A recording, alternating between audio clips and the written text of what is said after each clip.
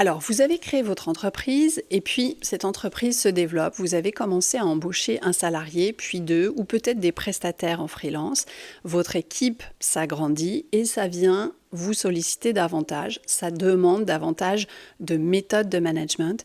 Et là, vous commencez à douter. Peut-être que vous avez du mal parfois à interagir, à communiquer, à vous affirmer avec votre équipe.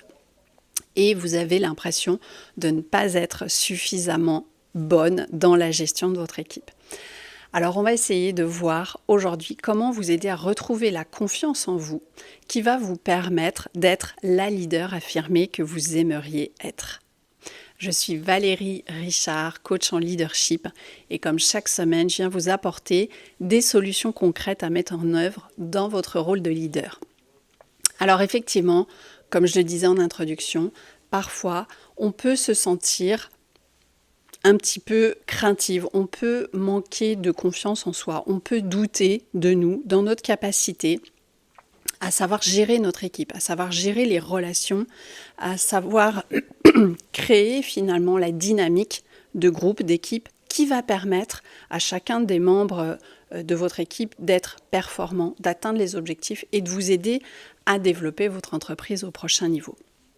Donc aujourd'hui, je vous partage 5 conseils qui vont vous aider à justement retrouver cette confiance en vous, cette estime de vous et à pouvoir emmener votre équipe encore plus loin. La première chose, c'est déjà de connaître vos qualités, vos forces et aussi vos axes de progrès.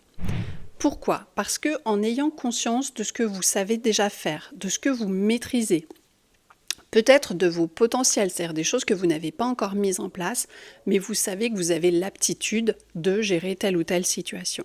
En ayant conscience de ça, ça va vous aider à renforcer votre confiance et votre estime de vous pour passer à l'action, en vous disant « je sais que je l'ai déjà fait ou que je suis en capacité de le faire, donc je peux le reproduire ». Donc c'est de prendre le temps de noter toutes vos réussites, toutes vos ressources, toutes vos qualités, toutes vos forces et de vous féliciter pour ça, parce que ça fait du bien aussi des fois de s'envoyer des fleurs et de se dire mais je suis vraiment bonne en fait dans ce domaine-là, je suis vraiment douée là-dessus, je suis au top. Et ça va vous aider effectivement à renforcer votre confiance en vous.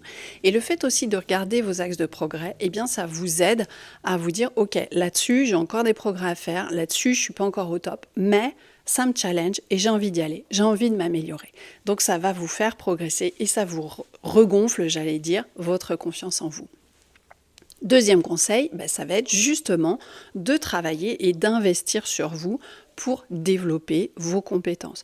Donc d'investir dans de la formation, d'investir dans des accompagnements. Vous pouvez, une fois que vous avez identifié vos axes de progrès, vous dire tiens, est-ce qu'il y a une formation en ligne que je pourrais suivre ? Alors si c'est sur des méthodes de management, il en existe beaucoup. Moi j'ai créé la mienne il y a quelques années qui s'appelle Leadership Authentique, mais vous pourriez choisir d'aller regarder des MOOC ou d'autres types de formations. Vous pourriez aussi lire sur le sujet du leadership. Vous pourriez écouter des podcasts ou regarder des vidéos comme celle-ci pour vous donner des clés très concrètes et vous inspirer.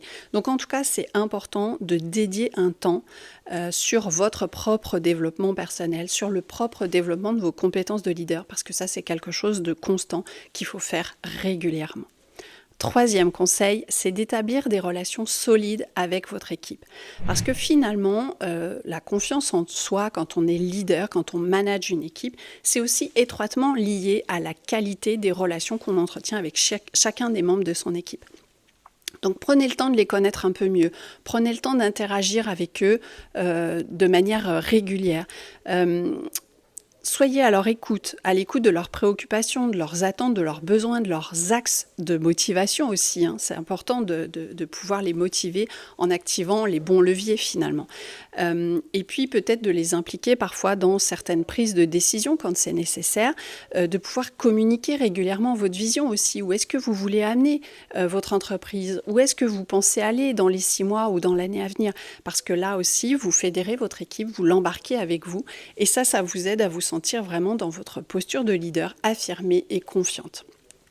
Quatrième conseil, c'est de célébrer vos réussites et aussi d'apprendre de vos échecs. Pourquoi? Parce que en mettant le focus sur ce que votre équipe réalise, sur ce qu'elle fait de bien, sur les réussites collectives, eh bien, ça vient non seulement galvaniser, je dirais, la motivation de chacun des membres de votre équipe, ça renforce les liens du groupe, mais vous aussi, ça vous permet de vous dire si mon équipe réussit, c'est que j'ai été un bon manager, c'est que j'ai été une bonne leader, c'est que j'ai été un bon chef d'orchestre qui a bien su faire jouer la partition à mes musiciens, si je fais ce parallèle entre le rôle du chef d'entreprise et le rôle du chef d'orchestre.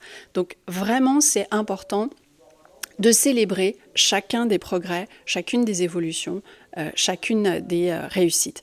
Et puis de regarder les choses qu'on a plus de mal à faire, les difficultés qu'on rencontre, les sujets sur lesquels on bute. Parce que ça aussi, ça va vous permettre de pouvoir trouver des axes d'amélioration et de vous fixer un objectif en disant là-dessus, il faut qu'on s'améliore en termes de méthode, en termes de ressources, etc. etc. Donc ça, c'est vraiment, selon moi, hyper important.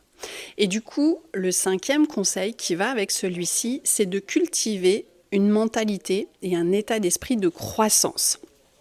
Qu'est-ce que j'entends par là? Alors, si vous connaissez un petit peu le travail de Carol Dweck, elle a écrit un bouquin qui est formidable là-dessus, sur l'état d'esprit de croissance. Vous allez assez vite voir où je veux en venir. En fait, quand on est dans sa posture de leader, de chef d'entreprise, de manager, c'est important de garder en tête que les choses ne sont pas figées dans le temps.